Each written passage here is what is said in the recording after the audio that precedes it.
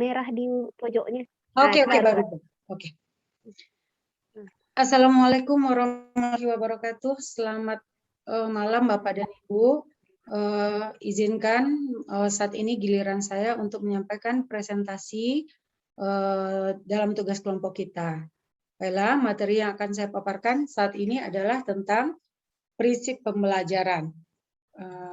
Jadi, Bapak Ibu, di dalam mewujudkan profil pelajar Pancasila sekaitan dengan program sekolah penggerak, maka terdapat 5 prinsip esensial yang harus kita wujudkan dalam merancang pembelajaran. Yang pertama adalah pencapaian kebutuhan pembelajaran. Jadi pembelajaran ini kita rancang sesuai dengan pencapaian kebutuhan belajar anak, karakter, dan perkembangan peserta didik. Yang kedua, pembelajaran kita rancang dengan membangun kapasitas belajar bagi peserta didik untuk mereka menjadi pembelajar sepanjang hayat. Yang ketiga, pembelajaran kita rancang untuk mendukung perkembangan kognitif dan karakter secara holistik dan berkelanjutan. Yang keempat adalah prinsip pembelajaran dirancang secara relevan, yaitu sesuai dengan konteks kehidupan, budaya, dan melibatkan orang tua, di mana dalam pembelajaran saat ini orang tua adalah mitra dari pembelajaran kita. Yang kelima, prinsip pembelajaran yaitu berorientasi pada masa depan yang berkelanjutan. Baiklah Bapak Ibu, kita akan coba kupas satu persatu. Yang pertama, untuk item dirancang dengan mempertimbangkan tingkat capaian perkembangan peserta didik.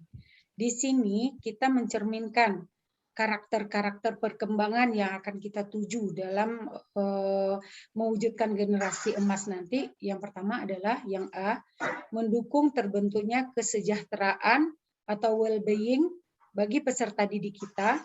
Jadi mereka memiliki stabilitas antara karakter dengan pengetahuannya. Yang B, menghargai dan menghormati hak peserta didik untuk belajar. Jadi dalam konteks pelajar dengan profil pelajar Pancasila, kita mendukung program Merdeka Belajar, anak diberi kebebasan dan hak-hak mereka dalam belajar itu sangat kita hormati dan kita junjung tinggi. Yang ketiga, pembelajaran kita rancang dan kita susun dengan cara yang menyenangkan dan bermakna. Bermakna di sini adalah khusus untuk satuan pendidikan anak usia dini, pembelajaran anak kita lakukan dengan cara bermain. Jadi bermain ini adalah bermain yang memberi makna, bermain yang mempunyai nilai-nilai esensi yang bisa diperoleh anak, sehingga anak dapat mengaitkan ide yang satu dengan yang lainnya. Mereka menjadi pemikir, anak menjadi generasi yang kritis. Yang D adalah inklusif atau pembelajaran kita rancang secara menyeluruh. Dan yang kedua adalah pembelajaran dirancang dan dilaksanakan untuk membangun kapasitas belajar peserta didik untuk menjadi pembelajar sepanjang hayat. Nah, maksudnya di sini adalah bahwa tanggung jawab kita di era ini adalah untuk menjadikan generasi bangsa sebagai anak-anak yang tetap mencintai ilmu pengetahuan sepanjang hayatnya. Jadi kita langkah-langkah yang dilakukan di sini yang pertama adalah yang A, menanamkan growth mindset. Artinya adalah pola pikir anak yang terus bertumbuh. Kita stimulasi terus. Jadi tidak stuck. Atau mungkin kita istilahkan kepada yang lama, kalau selama ini anak dan guru dianalogikan dengan guru mencerek, anak mencawan. Jadi saat ini tidak, anak kita berikan kebebasan untuk menimbulkan dan menumbuhkan ide-idenya. B, mendorong kemampuan pelajar untuk mengelola pembelajaran secara mandiri atau self-regulate. Jadi anak kita beri kebebasan untuk mengasosiasikan pengalaman-pengalaman dan ide-idenya di dalam karya dan kegiatan bermainnya. Yang ketiga, adanya self dan peer assessment. Jadi di dalam pembelajaran yuk kita rancang juga kita laksanakan asesmen individual bagi masing-masing anak dan juga grup atau kelompok peer assessment. D. Peserta didik merasakan ownership atau kepemilikan terhadap proses belajar, di mana guru di sini berperan sebagai pendorong atau fasilitator. Dalam konteks merdeka belajar, anak diberikan kebebasan untuk menuangkan ide-idenya. Kita selaku guru bertugas untuk memfasilitasi ide anak itu supaya mereka dapat memperoleh ilmu pengetahuan yang baru. Poin ketiga, kegiatan belajar mendukung perkembangan kognitif dan karakter peserta didik secara berkelanjutan dan menyeluruh atau holistik. Yang A, keseimbangan antara kognitif dan non-kognitif ini dikembangkan antara berkembang sejalannya atau sama tubuhnya antara kompetensi dengan karakter anak, antara ilmu pengetahuan dengan moral anak. B, menerapkan nilai-nilai yang sesuai untuk mengembangkan karakter dan kompetensi dalam profil Pancasila. Jadi kurikulum kita menggali, mensimulasi agar kita dapat bagi peserta didik mereka bisa mengembangkan karakternya. Karena itulah dalam kurikulum kita berbasis kepada karakter peserta didik dan kompetensinya. Yang C, sekuens pembelajaran yang logis dan relevan dengan tingkat kesulitan yang sesuai bagi peserta didik. Jadi di sini maksudnya adalah rancangan kegiatan pembelajaran yang diterapkan diberikan sesuai dengan tahapan perkembangan anak, sesuai dengan kodrat mereka. D, di sini proses di mana guru memberikan keteladanan, membangun kemauan, mengembangkan kreativitas sesuai dengan falsafah Ki Hajar Dewantara, yaitu keteladanan diberikan guru dengan istilah Ingarso Sungtulodo, membangun kemauan dengan istilahnya Ing Madio Mangunkarso, dan membangun kemauan dari dalam diri anak dengan istilah Tut Wuri Handayani. Jadi disinilah peran kita saat ini dengan falsafah Ki Hajar Dewantara. Guru berada di depan untuk memberikan keteladanan, berada sejajar di samping anak untuk menimbulkan dan mengembangkan kreativitas anak, berada di belakang anak untuk mendorong potensi dan kemauan anak supaya berkembang lebih baik lagi. E, menstimulasi kemampuan berpikir tahap tinggi. Jadi Bapak Ibu, di sini kita dapat gambarkan selama ini atau isu yang sedang booming saat ini adalah perubahan transisi dari pola pendidikan era lama dengan pendidikan paradigma baru adalah beralihnya tingkatan berpikir anak dari lower order thinking skill atau LOTS menjadi higher order thinking skill atau HOTS. Jadi kita mengembangkan ide-ide anak agar mereka dapat bebas, cara berpikirnya tingkat tinggi. Mungkin kalau kita lebih dalami, kita dapat temukan di dalam teori taksonomi Bloom. Yang keempat, perancang pembelajaran ini dirancang secara relevan, yaitunya sesuai dengan konteks kehidupan dan berbudaya peserta didik.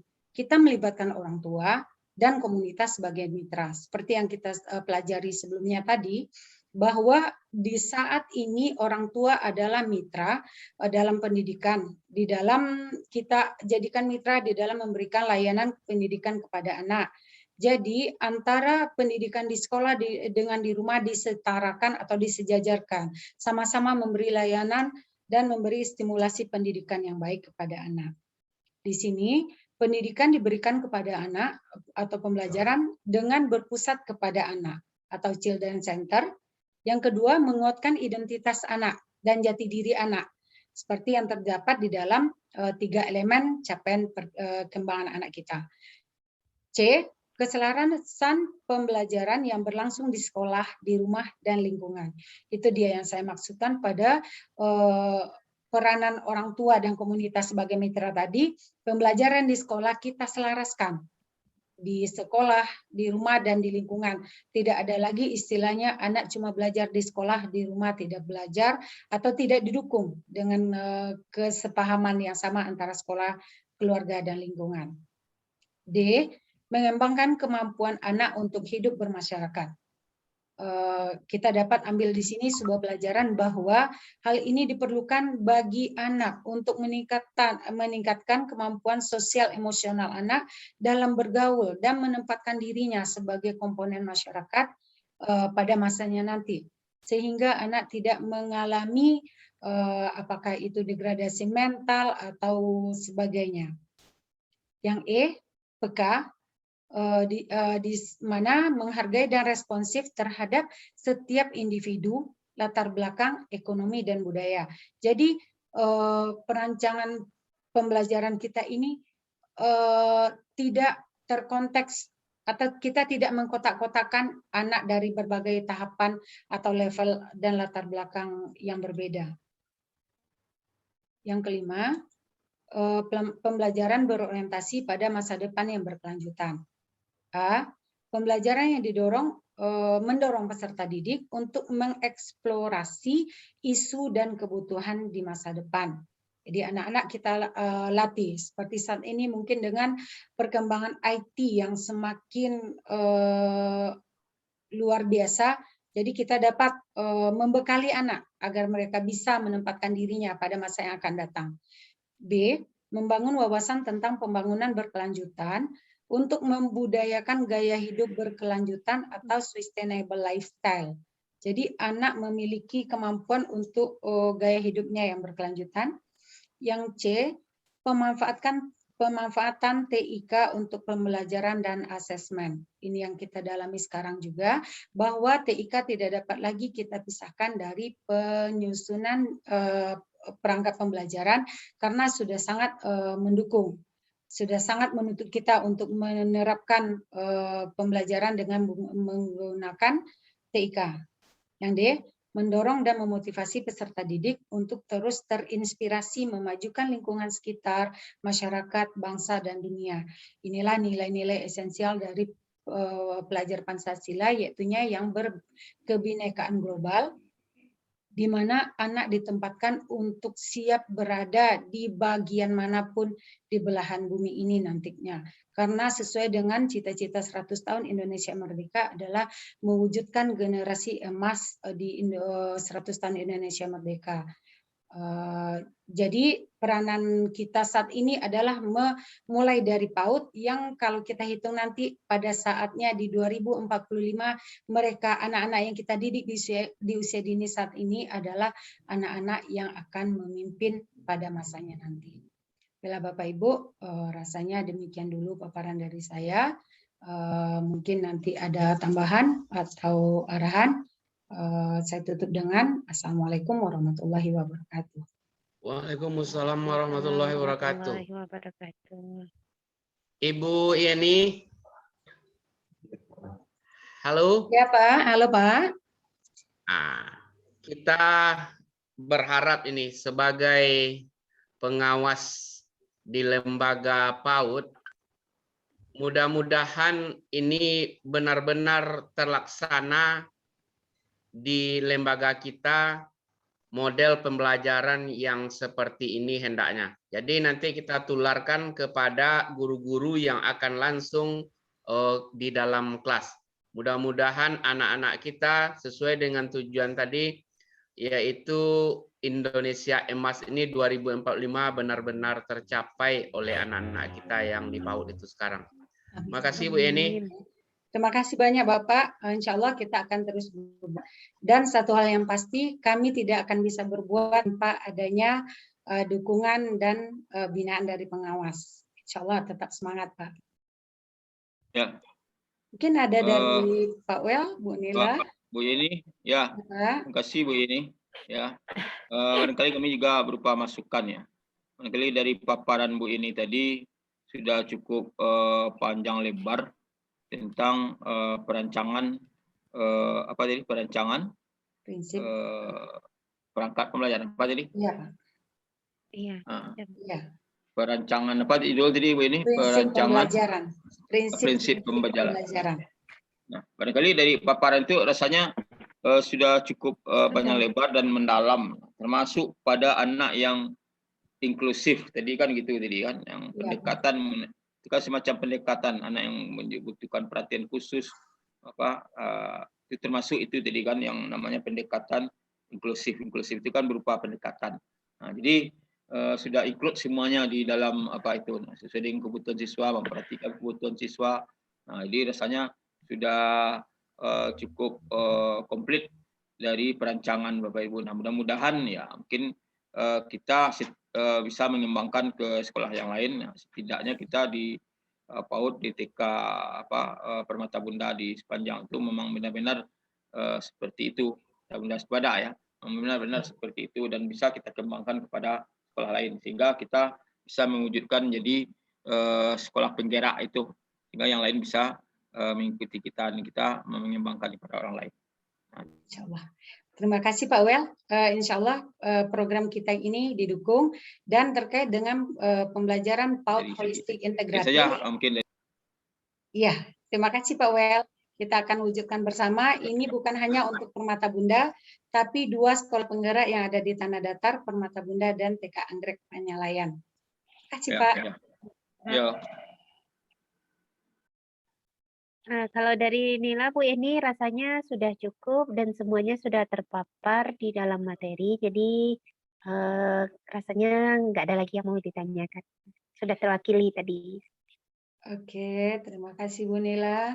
Baiklah Bapak dan Ibu, di sini sebelum kita tutup, ini dapat menyampaikan kesimpulan dari paparan kita tadi bahwa pentingnya memasukkan dimensi profil pelajar Pancasila dalam prinsip-prinsip pembelajaran kita adalah karena profil pelajar Pancasila dibuat untuk dapat menjawab tantangan pendidikan bagi generasi bangsa yang berada pada era 4.0 atau era digital 4.0, di mana kedepannya skill tersebut akan memberi anak keseimbangan antara moral, keterampilan, dan attitude atau sikapnya. Demikian Bapak dan Ibu, diskusi kita malam hari ini. Terima kasih atas perhatiannya. Billahi taufik wal hidayah. Wassalamualaikum warahmatullahi wabarakatuh. Waalaikumsalam.